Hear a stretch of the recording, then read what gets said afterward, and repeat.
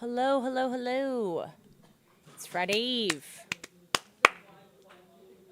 It is Friday Eve.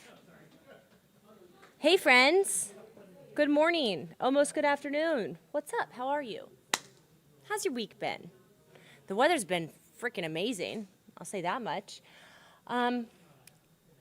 We are going to see some changes in the form of storms this week, and we're just finally getting new data in, and all the models are aligning, bringing us higher confidence that, whoa, I am shiny. That we are going to see weekend storms probably going to impact your Friday night plans and your Saturday afternoon plans, okay? So let's get to the forecast, but I do want to start with Ernesto because I know that you guys love a cute little tropical update. Ernesto over open water in the Atlantic. Still a Cat 1 storm. It's still moving at a nice clip, guys. It's moving at like 14 miles per hour. Still likely to strengthen to a Cat 2 storm. The difference in the 11 a.m. update is no longer likely to reach major Category 3 hurricane strength. So it's going to stay a Cat 2 storm. Passing over Bermuda sometime early Saturday as a Cat 2 hurricane. So Bermuda is going to take looks like almost a direct hit. So that island will be on high alert. But other than that, guys, this storm is going to miss land, okay?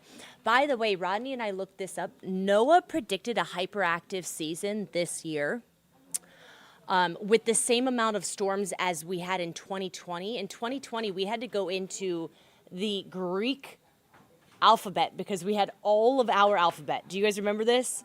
We had alpha, beta, zeta. NOAA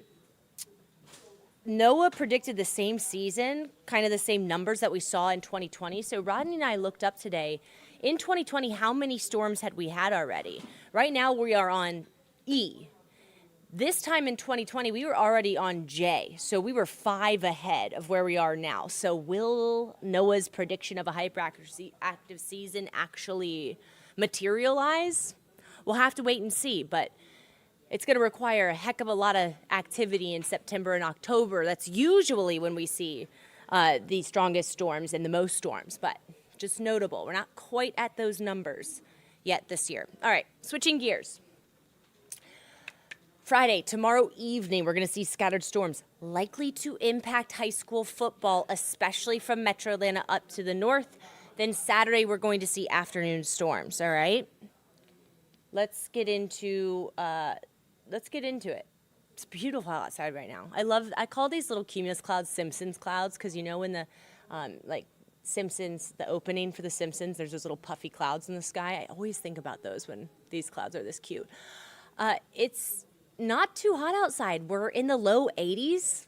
That's not bad. I do want to note, see that little rain up there near Toccoa? It rained all freaking morning up in Habersham County, Clayton County, Rabun County, Clayton, Georgia, Helen. That area saw up to 2 inches of rain, almost 2 inches of rain overnight. And there's still a little tiny bit of rain ongoing right along the South Carolina border. We're not seeing any showers here in Metro Atlanta, and rain chances generally for the rest of the day are very low, okay? So that is good news. Also, a piece of good news, vast majority of us top out below 90 degrees this afternoon. Yeah, really, really nice. Our average high is 89. That's where we will be this afternoon. Here's the storm system headed our way. It is not a strong storm system, but there is a lot of rain associated with this. And that's what we're going to see here. Tomorrow evening is the first wave. The cold front really doesn't arrive until Sunday. So we're going to see rounds of storms lasting throughout the weekend, but it will not be a washout. So tomorrow you can see we start the day with tons of sunshine, and it stays dry through the time generally through the time the kids get home from school. By 4 p.m., scattered storms are moving through North Georgia. We'll see a little wave in North Georgia and then another little wave in East and North Georgia for football. So here's the thing. Carrollton up to Rome, Cedartown, Polk County, Haralson County, Bartow County, even North Metro, Cobb County, even Atlanta. The second half of football games tomorrow night could be impacted by rain and thunder. So just be aware, you could see a brief rain delay for those first high school football games tomorrow evening. The rain dries out, but then on Saturday, you see a few showers in the morning. Can't rule out just some brief stray showers in the morning. Coverage will be low. But Saturday afternoon, as the front arrives, you can see a more well-defined line of heavier rain and thunder moves through. This is going to be much more widespread in the western half of the state. You can see 2 p.m., the mountains, Athens still pretty dry, Eatonton still pretty dry. Not ruling out rain and storms there, but certainly in West Georgia and Metro Atlanta, an hour or two, maybe even 3 hours of rain possible. But look, by Saturday evening, that line is out of here. So it's going to be the middle of the afternoon. So if you have plans to go to the pool or be out on the lake, just know the early afternoon could end up being pretty stormy. But by Saturday night, it looks mostly dry, okay? So here's your weekend forecast. It's going to get hot again this weekend, 93 degrees on Saturday with those afternoon storms, which is the first alert weather day. By Sunday, the front is right over us, so we can't rule out a stray shower, mainly south of the city in the morning.